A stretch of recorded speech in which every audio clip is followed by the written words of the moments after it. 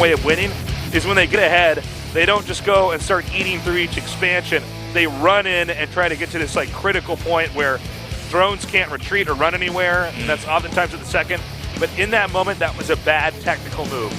Yeah, and I think he knew it. He seemed pretty disappointed after that game. He definitely had a chance to win that one and kind of blew it. But either way, we're going into game number 2. Super up against Rogue, another PvZ here. It's going to be on Runes of Seras. Is that how you say that, by the way? Is it Seras? Seras? I think it's Seras. You know, man, these are the hardest map names to read that we've had here. Yeah. Orena. Yeah, I mean, yeah, Orena was like, oh, Leralac Crest. Yeah. That's also a, I mean, Orbital Shipyard, I guess that one at least rolls off the tongue. Standard. But, yeah, no, definitely some funky map names. Anyways, first set is done. Whoa. Damn. Well, we're back to the 7-0 predictions. No more chances being taken here. Yeah. Let's see what happens now. This matchup, I mean, Super is a great player. I love casting his games, but I don't believe he's cut from the same cloth as some of these other top Protosses we've seen. Even somebody like Trap, I'm like, yeah, Trap's better than Super. You know what I mean? Yeah. Our game's ready. Let's do this. Game number 2, Super versus Rogue.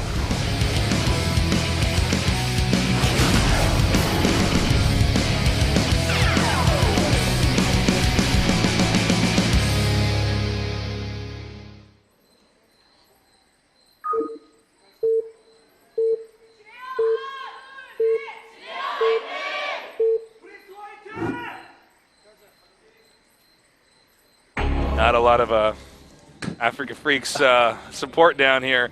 Over here we have Super. And down here, Rogue. Yeah, getting that vertical spawn going. So, Super going to be a little bit closer if you wanted to do anything a little bit sneaky, aggressive. Yeah, my one criticism of Super is that, like, whenever I cast him in a series, granted this is not a series, but whenever I do, he's, like, always doing the same build over and over, like it's the ladder. Yeah. Kind of just, I don't know. Yeah, I see what you mean. I think he's going to mix it up here, possibly, for the best of 1, especially because he's kind of not favored here against Rogue.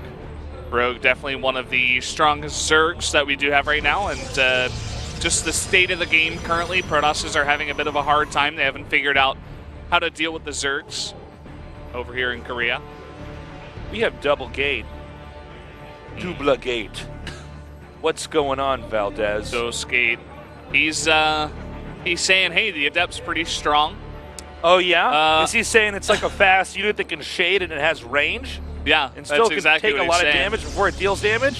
He knows that Rogue is below him. Pretty close. Closest spawns you can get. And, slow down there, Sherlock. You are on to every part of this. He's going to try to go kill him, Tasteless. I think he wants to end this game. Yeah. Someone's saying, but what about third bases? And he's going, no. No way. I don't care. Well, first 2 Adepts on the way. You know right now, anybody who's ever played Zerg, like you scout this, you're like, okay, all right, that's fine. Let's do this. Come at me, bro. If you beat me with this, I'm going to be way salty, but let's go. Now, this, it looks to be not necessarily a kill build, but a pressure build. Uh-huh. But we do see follow-ups where they do timings where they can do a kill build as well. Not necessarily trying to get out the Adepts all that fast. Wants them to get out together. Just trying to chrono boost that warp gate research for now. Can just continue with the pressure off the back of that. This is definitely, as you said, a very pressure-focused build. Now, this was a build that we saw a lot before the patch. I don't know how strong it is in this iteration. We'll see. We'll see what exactly Zergs do about this. Now, the problem for Zerg is that he's on 3 bases and has to defend against these units that are they're just really, really mobile, you know? Really mobile, and they 2-shot drones and lings. So before you get your queens out, it's just so hard to defend against them. So he's got a couple of queens out already. He's trying to focus down one so that he can stop the one-shotting, essentially, of all the drones and the links. But looks like Super just going to back off and wait for his other two adepts. Very smart, going to play this safe. Yeah, it's actually really important that you don't just throw away the first two adepts so you don't end up with that momentum. Oh, he messes that up, loses one of his adepts. Not moving that back in time. Stargate started here. Not sure if that was right when his adept died. I don't know if he was actually, like, if he starts to mess up the rush, he switches tech or how this works exactly. So the Ling's actually doing a good job. He's going to take out another adept here. And I got to say, guys, I mean, when you're doing strats like this, you do have to deal more damage than what you invested as far as the adepts go. Especially with the third base up here, your Nexus is pretty late. Lots of Lings are already out on the map. Should be able to, not quite, but they'll catch up. Don't you worry. The Lings are on the way. Here they are. A few more adepts, though, coming up. He will get a surround and take out that last adept. So it's now 5 adepts continuing to move out, pushing slightly southbound here, although if I were him, I would probably yield map control to Rogue here. Yeah, just too many Lings out on the map right now. He's got a decent amount of adepts, but it's very scary if you move out. You can get counter-attacked very easily by the Lings. He'll probably just try to poke out, you know, maybe see if he can trade a bit and just try to get out some Phoenixes. This is what I was talking about. He moved out and all the Lings come in. He's got a very nice SimCity. Oh my God. I was going to say, if he got that, that would be so sweet. By the way, 20 Lings and roaches being made. And he could actually hit a pretty strong timing. A Roach Warren, excuse me, not roaches. Roach Warren being made.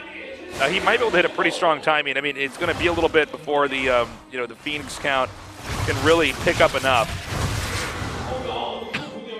That was actually really nice. I thought he was doomed by the Ling counterattack, but his SimCity is way too good. Yeah, he's just way walled off. I mean, just really hard to get in there.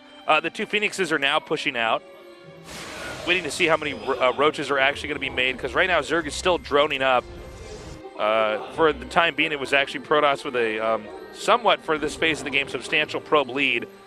And I think we're going to see Rogue then surpass that in just a little bit here, as they do need on 3 bases, you know, a stronger economic engine to actually utilize all that. Mm-hmm. Now, I almost said trap. Super has got 2 Stargates out on the map, so we're going to be pumping out those Phoenixes. Just going to go Phoenix adept for now. No rope on the map just yet. For a little bit there, he had 1 Harvester on the extractor there. Although that may have been intentional as well. We've seen this. I remember in Brood War when people started figuring out to take them on and off gas, like as Protoss, for instance. I'm like, no, we've come so far. That's crazy.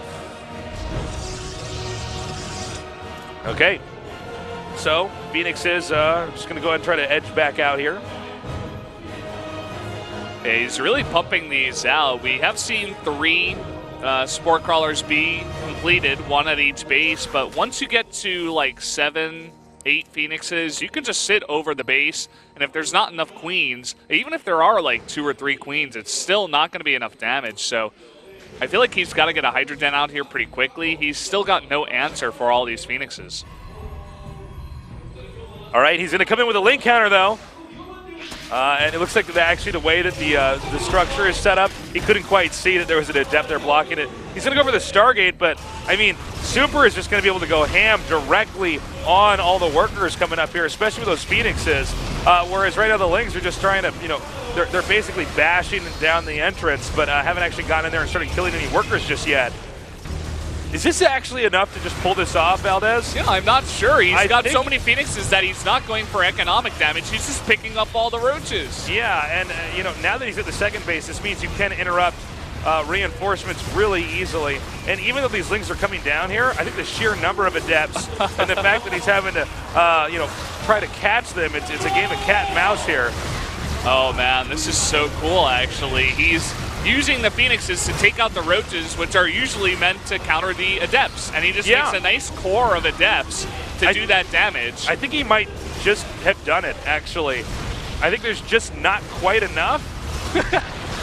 That's really crazy to say. I mean, yeah, It was just a good enough counterattack. And note now, once he gets that lead, he splits the Adepts up so that basically Rubber Roach comes out and dies. And once again, interrupted mining. The drones are going to be pulled. Dude, I think the Freaks are actually going to get a 2-0 lead here. This is going to be a pretty huge upset. Yeah, Super over Rogue is not what anyone expected. See Rogue's face right now? Yeah, you saw him make the side when it just registered. Okay, he's lost. Sweet. Nicely done, Super. Big upset. Wow, man. I don't think anyone could have really predicted this. Well, we definitely didn't. Us no casters. one predicted. All casters here, 0-7 on that one. But hey, I mean, good build. There's that one guy out there that's just like, these guys don't know what they're talking about. I knew it the whole time. I know it all along. Super, so good. No, like, that was just a really nicely done build. I think Rogue was not expecting that to come across the map. Well, he kind of underestimated what Super had. Check this out, Valdez. Next is Alive versus Cure, and Alive is pretty sick nowadays. Yeah. Especially TVT. That Cure, don't count him out. Guy is solid as hell, but I mean, Alive, I think out of almost all the Terrans I've casted so far in Legacy, is the one that impresses me the most. Yeah, I was heavily favoring Alive for this matchup, actually, and it had to be either Trap or Rogue to at least get one win and bring it to Maru, but both of them had failed, and this is now becoming a big possibility of a 3-0. Wow. Damn, this is so cool. Okay, Rogue, I think probably in a state of shock because I think most people would agree he had the easiest match of the night. Yeah, I think we all are at this point. Of course, there was Trap kind of choking there, and I think a game he could have won in game one. Yeah. But, I mean, this is it. The synergy is there. They're doing a good job, and now they just have to win one more game. Now, granted, I think Alive can take this. If he doesn't, then it's Bomber against Marno. I think Marno should take that. But even then, it's still the ace match. Yeah. We're going to go to a short break. When we come back, we continue our match here with Generic Green Wings against the Afreeca Freaks. Stay tuned.